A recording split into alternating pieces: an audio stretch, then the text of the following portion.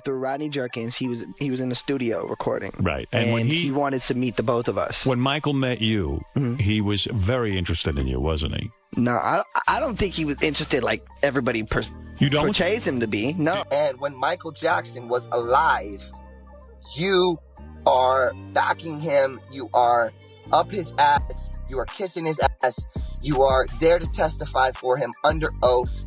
And then when he dies, you decide that that's a good time to come out. No, what you're doing is you're actually stomping on an icon and a legend. You ever hear something so insane it sounds like a movie? Until the receipts start popping up left and right, let's rewind and dive back into the shocking death of Aaron Carter. But forget the overdose story everyone keeps repeating. This ain't about addiction anymore. This is about lawsuits, courtroom whispers, secret notes, and a bombshell claim that connects Aaron Carter straight to Michael Jackson. Word is, Michael allegedly left Aaron a warning note, a serious one, the kind of note that might have put both their lives in danger. Because Aaron, he didn't die like someone who was just falling apart. He died like someone who knew he was being watched. That's not just some wild theory anymore. That's coming straight from his own brother, Nick Carter, who's been saying for a while that something about Aaron's death just didn't sit right. Then came the courtroom shocker, the Michael Jackson link. Suddenly, this wasn't just another celebrity tragedy. It started sounding like something way darker, like a cleanup operation gone wrong. So now people are asking, what had Aaron so on edge during his final days? Why was he desperate to get a message to Kanye West? Why did he rush to change his entire home setup right before he died? And what the heck does Diddy have to do with all of this? Now here's the part that makes your jaw drop. The same guy who's named in a federal case as Diddy's personal cleanup man, he also worked as Michael Jackson's bodyguard for the last 10 months of his life.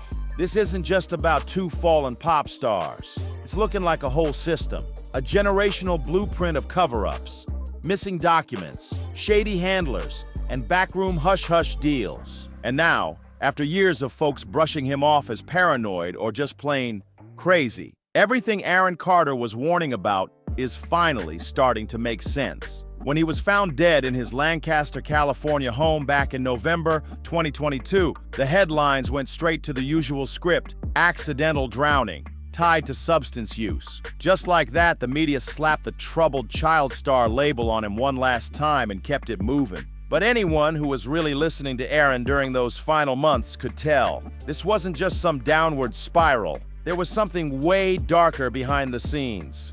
You don't know nothing, man. Otherwise, pay a little bit more attention. But Def Light, you fucking wrong for this, just for saying that shit. That's why Nick had to put allegedly in there, or I would have sued the fucking shit piss out of him. Don't even come at me with that shit, man. I come with facts, receipts, and evidence. Let's talk facts. Aaron was openly scared. He said he was being followed, watched, even targeted. And it wasn't just random talk on his live streams. He was naming names, making claims, and dropping warnings that were hard to ignore. They keep tracing they keep tracing me and following me everywhere I go. So they everywhere. Hacking into my phones, getting my locations, and so. And what's your Instagram name? Aaron Carter, AARONCARTER. I'm on live right now. So if you go on live right now and you guys watch it, you can see what's going on. So it's at Aaron Carter, no underscore, no nothing. Nothing. AARONCARTER. Yeah, they said they're saying I have a threat paid for hire. My fans, because they're all watching. He said he had a file. He called it the Hollywood PDFA file. And according to him, it had real dirt on some of the biggest power players in entertainment. Aaron believed those people were tied up in trafficking, control games, and the silencing of artists. He wasn't vague about it either. He specifically said he wanted to talk to Kanye West. And let's not forget, Kanye was out there at the same time, exposing his own battles with celebrity handlers, forced psych stays, and stage breakdowns that weren't as random as people thought. Just announced that they were dropping him, just in case you've been paying close attention to all this. I have. I didn't know it was today, but just for the people, because they're going to see this in a week. You know what? In my opinion, like I said, I was on the fence about it. This wasn't about clout. This was survival. Just one day before Aaron died, He sent Kanye a direct message. He tweeted, "Yo, Kanye, let's talk man to man." Then, boom, he was gone. And Kanye, he knew what it meant. On the fence about Kanye for a minute. And for the record, today is the day that Adidas. That DM, it wasn't for show. It was Aaron's last cry for help because he knew something bad was coming. He even said it out loud. He was scared for his life. If they did attempt to kill me or kill me like they killed Michael Jackson or JFK, or Aaron, what is the guy's name? Aaron Carter, the guy who wanted to talk to me about the Harley Pasternak situation. If they did do that, they would say, oh, it's Ye's mental health. So Aaron seriously believed someone was trying to poison him. I'll ask you one thing real quickly. What's your greatest fear? My greatest fear? Not being able to live as long as I can. That's my greatest fear. He even told his therapist straight up. And here's the kicker. He missed a therapy session the night before he died. But not just any session. This was the one where he planned to finally spill everything about that mysterious PDF file he'd been warning about. Now let's go even deeper. Just days before his death, Aaron went on a wild home renovation spree. He ripped out parts of his house, changed all the locks, rewired his security cameras, like he knew something was coming. And then, the second he was gone, his fiancée Melanie Martin pulled up with a moving truck the same day. Who does that before the coroners even finished their report? Fans and even some of Aaron's family started raising eyebrows. The timeline just didn't add up. And get this, there were two neighbors nearby, both with medical training, who rushed over when they heard something going down. But instead of being allowed to help, security told them to stand down. What were they trying to hide? Then the official report dropped. Accidental drowning, caused by the combo of prescription meds and canned air.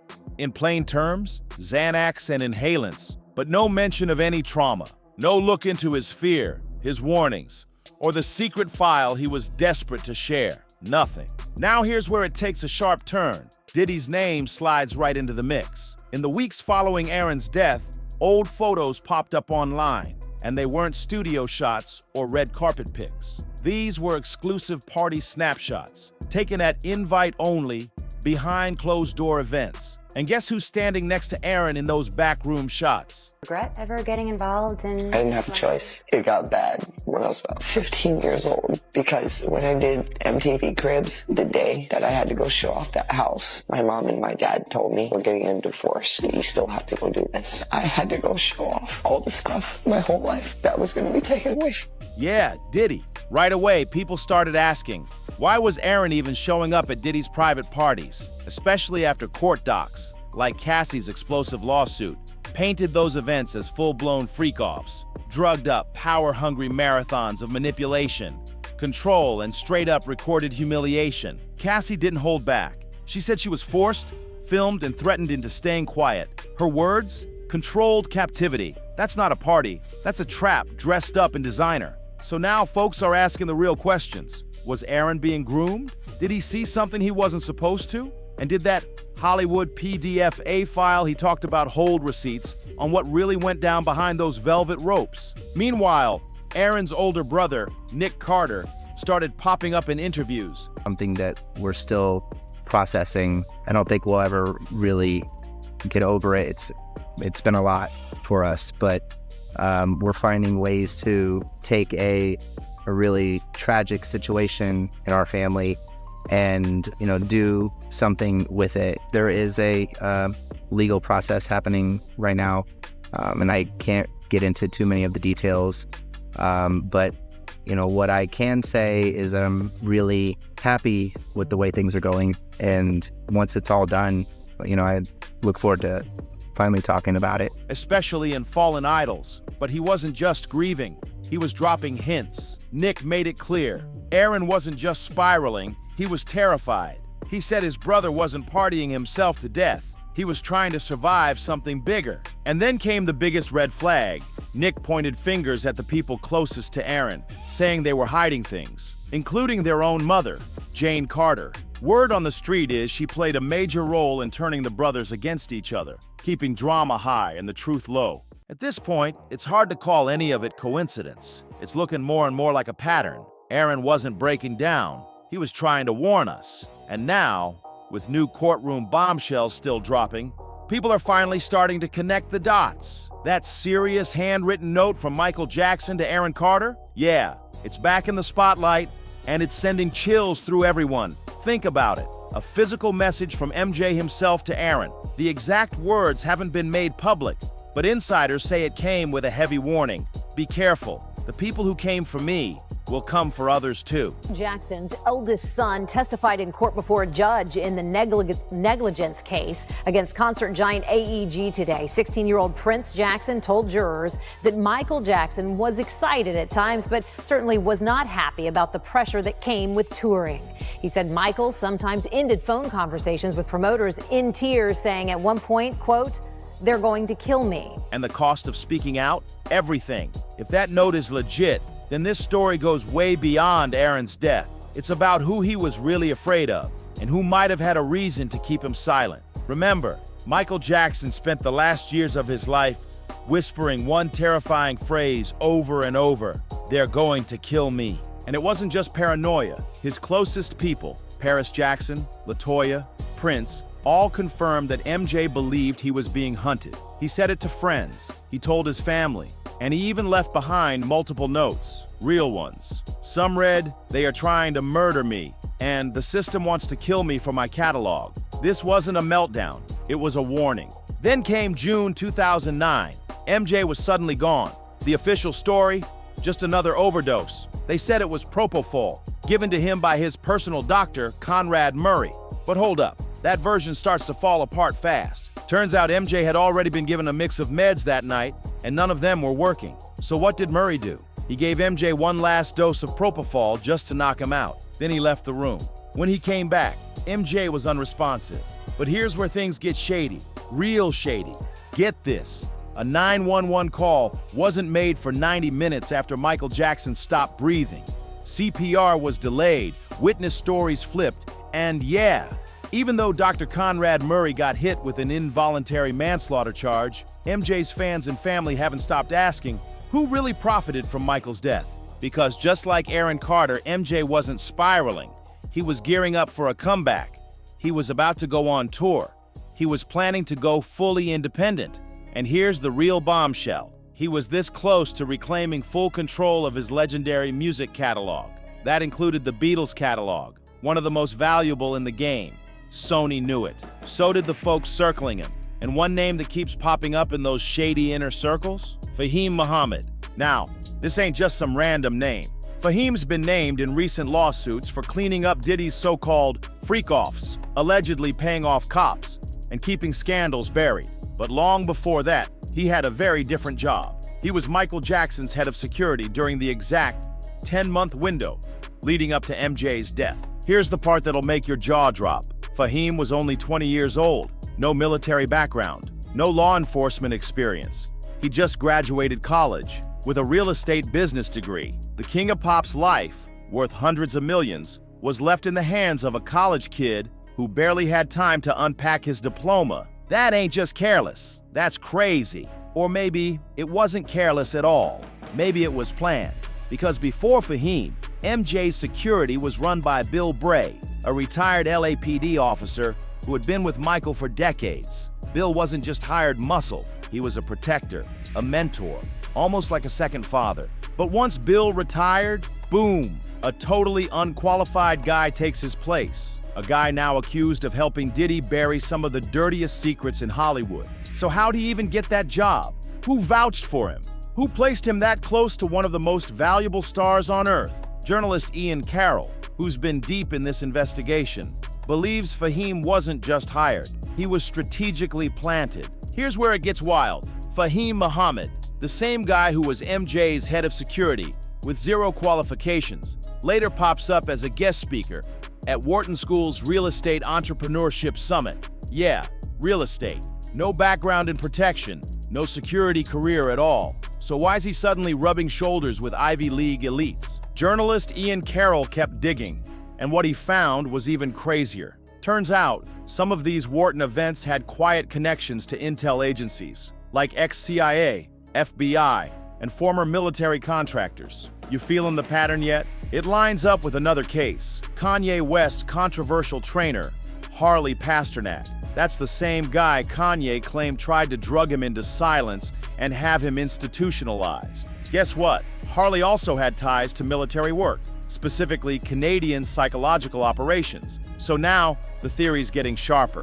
Fahhem wasn't just a sloppy hire. He might have been a plant, placed close to MJ to monitor, control, and, if necessary, shut him down. And here's where it gets even more chilling. During Dr. Conrad Murray's trial, Fahhem took the stand and admitted he had full access to Michael's home. He controlled the gate. He decided who could come in or out. He even looked after MJ's kids. He knew every detail of that house, inside and out.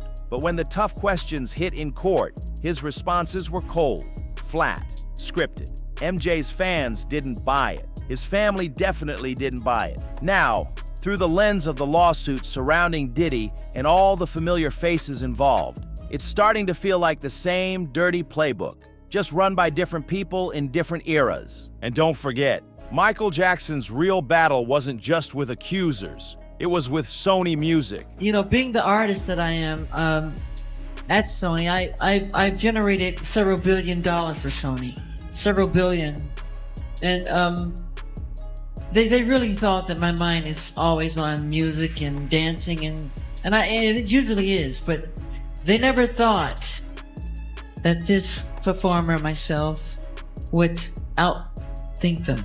He went public calling Sony the devil and straight up accused then CEO Tommy Mottola of sabotage. He warned the world that his life was in danger if he didn't back down. So I'm leaving Sony a free agent.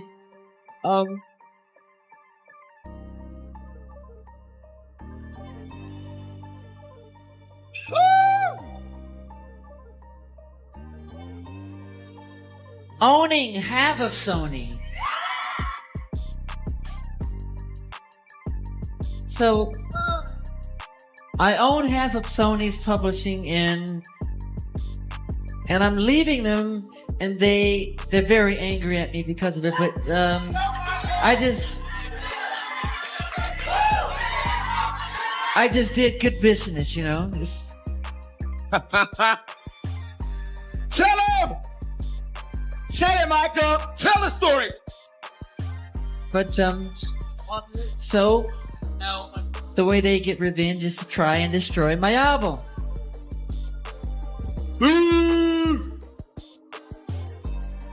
But I've always said, you know, good art never dies. Now look at how it all played out. So when fans found out that Tommy Mottola, the same Tommy MJ accused of sabotage, sold his Miami estate to Diddy years later, it lit the internet on fire. The dots started connecting in ways nobody saw coming. This wasn't just one suspicious death. It was starting to look like a whole chain reaction. And guess who just so happened to be right there with MJ in his final moments, just before paramedics showed up? Fahhem Muhammad. Yep, the same Fahhem now named in multiple federal lawsuits, tied to those same disturbing patterns of abuse that MJ tried to expose before he died. But here's where things go ice cold. After MJ passed, Fahhem was never officially investigated. No heat, no questioning. He just slipped out of the scene and then reappeared in Diddy's inner circle, still suited up, still calling himself security. But this time, he's not guarding stars. He's being protected himself, and he ain't alone. Flash forward to February 2024, when Diddy's former producer, Rodney Lil Rod Jones, filed a lawsuit that cracked everything wide open. This wasn't just another rumor, it was legal testimony, with names, dates, and job titles. It didn't just accuse Diddy of abuse, control, and coercion. It tied together Michael Jackson, Aaron Carter, and a dark network of industry handlers who've been operating in the shadows for years, and who kept popping up in those testimonies. Fahhem Muhammad. According to Lil Rod, Fahhem wasn't just Diddy's security. He was the fix-it guy, the one you call when stuff needs to vanish. Got a tape? Fahhem makes it disappear. Someone threatening to talk? Fahhem brings the pressure. Cops getting too close? Fahhem's name is the code to make it all go away. And here's the terrifying part. If this man had that much pull while working for Diddy, and he also had full access to Michael Jackson as his last line of defense, then this ain't just about two fallen stars anymore. This could be about a whole machine built to silence, control, and erase. What we're looking at now isn't just a few dark stories. It's a whole system built to control, exploit, and erase anyone who steps out of line. But let's zoom back in on Aaron Carter, because he didn't just hear whispers about Michael Jackson's warnings. He spoke about them constantly in interviews, live streams, and even in his posthumous memoir, An Incomplete Story of an Incomplete Life. In that memoir, Aaron recalled something that clearly shook him. He said Michael once stood at the foot of his bed in his underwear, while Aaron slept on a cot in MJ's room. He admitted it made him feel weird. But here's what matters. Aaron never accused MJ of abuse, not once. In fact, he backed MJ all the way, saying he believed Wade Robson and others were just chasing headlines. It's a good time to come out. No, what you're doing is you're actually stomping on an icon and a legend's grave. You're stomping on his grave. I just feel like why not do it when he was alive, man? Why not do it when he was being accused of all of these molestation charges? Why not do it then? Because and actually indict a perpetrator. Even when the tabloids tried to spin his words into something scandalous, Aaron snapped back. He wasn't having it. He went off on Twitter, furious that people were twisting his story. One post said, "I'm sorry, but where in the definition of inappropriate does it mention sexual misconduct?" He made it crystal clear. His story wasn't about throwing MJ under the bus. It was about defending a man he called a friend. Aaron even said, "My story validates, in my opinion, that Michael didn't do anything sexual to others. My story had to be told in order to protect a man and friend I actually knew." At this point, it ain't coincidence anymore. It's a pattern. Michael tried to blow the whistle. Aaron tried to leak the truth. Kanye went public screaming about it. And now, a federal lawsuit is putting the whole thing in writing. And if you think the powers running this machine are just gonna sit back and let that kind of truth hit the spotlight untouched, you don't know how Hollywood plays. That note from Michael to Aaron, that might have been the biggest red flag of them all. That note from Michael to Aaron, it was never meant to be seen by the public. But now, it's the missing piece that links two deaths under the watch of one man. While the media was busy tearing Michael Jackson apart and painting him as the villain, one A-list Hollywood name did the unthinkable. He stood by MJ. That man, Jim Carrey. And now, years later, a rare interview has resurfaced, one that most people never even saw. Back in 2003, when nearly every celeb was too scared to speak up, Jim Carrey didn't just defend MJ's innocence, he exposed something way darker. In that interview, Jim dropped a bombshell. He said the district attorney and the media were working together to make MJ look like a monster, not because he was guilty, but because he knew too much. He called the media vampires and made it clear he didn't believe the accusations at all. Jim said, "I don't believe all the negative things surrounding Michael Jackson. I respect his accomplishments and hope he is strong enough to overcome all of this." But Jim's loyalty didn't stop at interviews. Insiders claim he reached out to MJ personally, and not just to offer support, he warned him. He told Michael that certain execs, especially the ones tied to Sony, were plotting against him. And MJ? He believed it deeply. Remember, Michael had been telling people for years that his life was in danger. He said they were trying to take him out for his music catalog.